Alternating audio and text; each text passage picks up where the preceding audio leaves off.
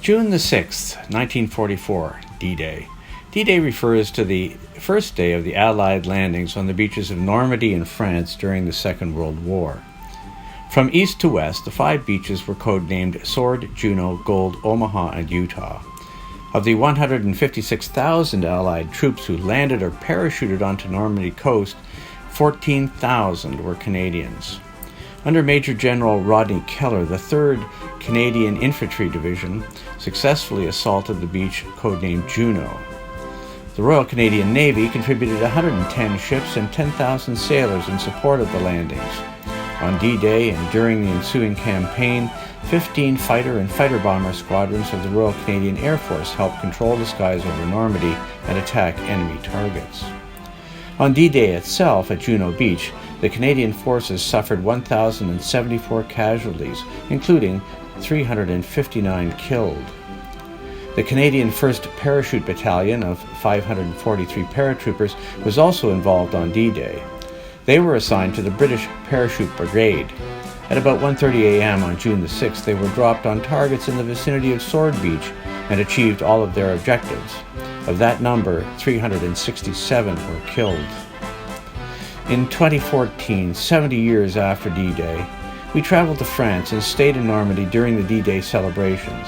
Our son Tom came with us for that part of the trip. This video records our visit to Juno Beach on the 5th and 6th of June, 2014.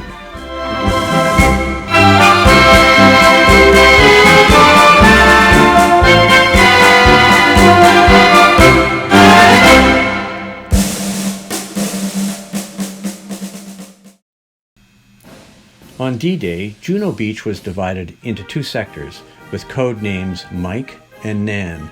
Mike was further subdivided into Mike Red and Mike Green. Nan was subdivided into Nan Green, Nan White, and Nan Red. The Canadian 3rd Infantry Division was composed of 3 brigades, and the brigades were in turn composed of several regiments. The 7th Brigade was assigned to Mike and Nan Green. The 8th Brigade was assigned to Nan White and Red. The 9th Brigade was held in reserve. The Canadian Scottish Regiment attacked Mike Green, the Royal Winnipeg Rifles attacked Mike Red, the Regina Rifle Regiment attacked Nan Green, the Queen's Own Rifles attacked Nan White, and the North Shore Regiment of New Brunswick attacked Nan Red.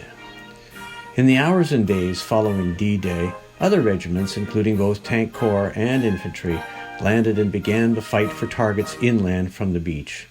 This was part of the Battle of Normandy. On the morning of June the 5th, 2014, we arrived at Courseulles-sur-Mer, one of the 3 towns that lie on that part of the coast that is Juno Beach. The Juno Beach Centre, operated by the Government of Canada, is near Courseulles. We spent time looking at the beach and exploring the Juno Beach Centre and surroundings.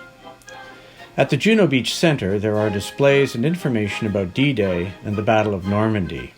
There is also a memorial to the many men of the Royal Canadian Navy who took part in the D-Day invasion. Among these was the grandfather of our children, Craig and Tom, Chief Petty Officer Harry Rushton. CPO Harry Rushton was the engine room chief on a Navy corvette. These were the smallest warships at 208 feet overall length. Ordinarily, they were used for convoy escorts across the Atlantic. On D-Day, Chief Harry Rushton's corvette was assigned to come into the shallow waters toward shore to protect the wooden-bottom minesweepers that were clearing the way for the incoming landing craft. Tom was able to find Chief Harry Rushton's name on the memorial. Of course, there are many other memorials at the Juno Centre. There is also a memorial to the 359 men that died on D-Day. This memorial consists of wooden markers, one for each of those who died. In the afternoon of June the 5th, we attended a memorial service at the Benny-sur-Mer Canadian War Cemetery. There were many members of the military present, as well as cadets and volunteers who had come to help with the D-Day celebrations. And of course, there were politicians, representatives of the Conservative government of Mr. Harper. Surviving veterans who took part in D-Day were also present to honor their fallen comrades. The keynote address was given by retired RCAF General Richard Romer. I want to speak with you very briefly about today, 70 years ago. Today was the 5th day of June. On this day, 70 years ago, the most massive naval armada in the history of the world set sail from every port and every harbor and every estuary in the south of England, carrying tens of thousands of Canadian and British and American soldiers and sailors, and their weapons and their shells and their equipment and battle supplies towards their secret objectives, the heavily fortified beaches of German-occupied and suppressed Normandy, lying to the west of the Orne River as far as the beginning of the reaches of the Cherbourg Peninsula. Those beaches stretching westward from the Orne in Operation Overlord were assigned code names in sequence: Sword Beach, Juno, Gold, then Omaha and Utah. The Canadian assault troops, the vanguard who would go ashore in their assigned landing craft to lead the assault, knew there would be casualties. This is the day before. They knew there would be casualties in their close-knit units. They knew that there would be deaths among them and injuries as they hit the water and the sand of the beach, if they got that far through the timber ramps with their deadly explosive mines and sawtooth blades facing them. They knew that the dug-in German troops in their pillboxes and fortified gun emplacements would be able to battle them mercilessly as the Canadians struggled their way on to destroy the enemy and gain a firm foothold on the beachhead. All this they knew from countless briefings and training over the weeks and months and years of the war. But the reality on this day, the 5th of June, was that the horror and death of the actual assault and fighting with its death and gore and fear was not yet visited on them. It was to be visited on them and the supporting airmen, the bombers, the fighter pilots, and the reconnaissance pilots, the RCF and RAF in the morning hours of tomorrow, D-Day, the 6th of June. Tomorrow. Until tomorrow, each fighting man would say to himself, I am one of those who told himself this on the very day 70 years ago. Nothing will ever happen to me. It will never happen to me. In this beautifully kept magnificent cemetery, we are today gathered to honor some 2,000 of our Canadian comrades to whom the end of life did happen here on the beachhead and in the precious air above it, because we were there in the air as well. It did happen to them, and we have come thousands of miles from their homeland and ours to pay homage to them, to tell them we do remember them. And this will be the last on-decade time that any of us will be here again, because we have grown old. I speak for myself and for all.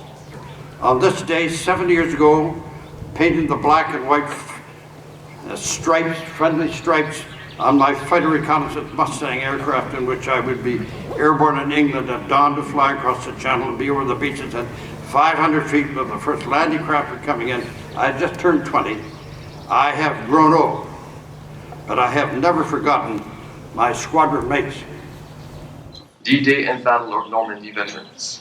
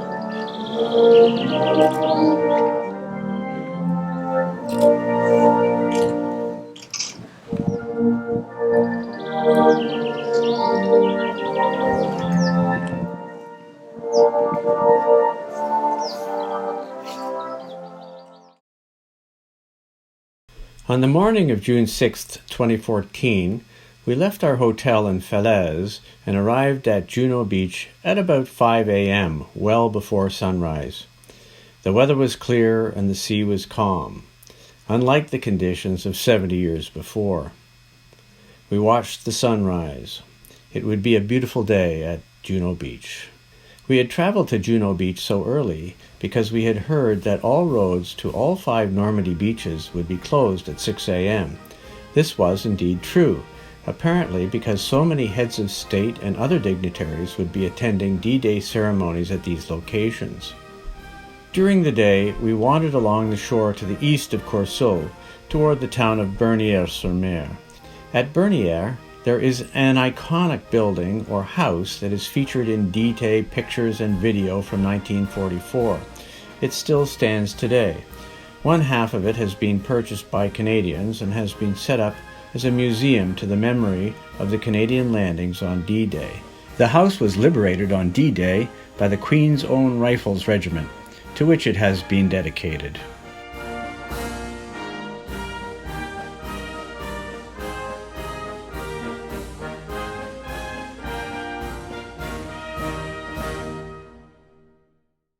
Every year, around the 6th of June, the French and people from other European countries help celebrate D-Day by creating the experience of the soldiers and encampments of the Normandy landings, wearing the uniforms, driving the vehicles, and setting up displays that remind visitors of what it would have been like in 1944.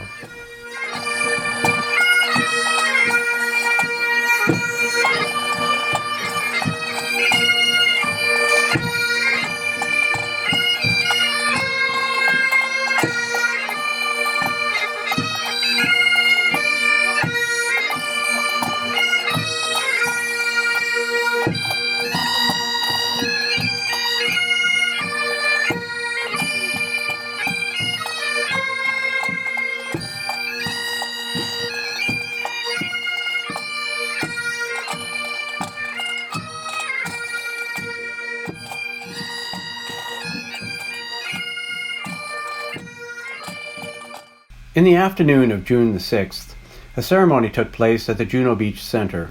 There was quite a crowd of onlookers. The ceremony started late because it took time for the dignitaries to arrive from other locations. There were several speeches, including one from the Prime Minister, Stephen Harper, and one from Prince Charles. There were also the usual wreath-laying ceremonies.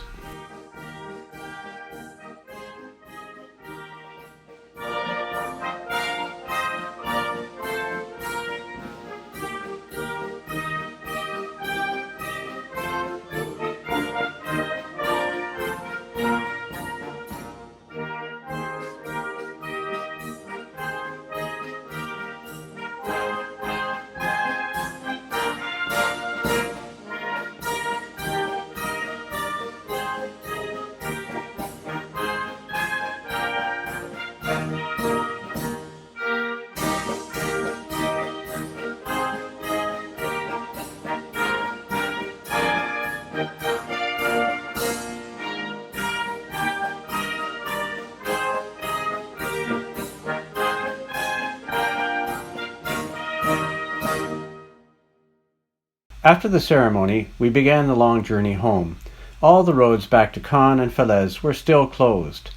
We were lucky that Tom had picked up a souvenir map of the roads in 1945, which was still accurate enough for us to find our way by a long detour to the east across the Caen Canal at the site of the Pegasus Bridge.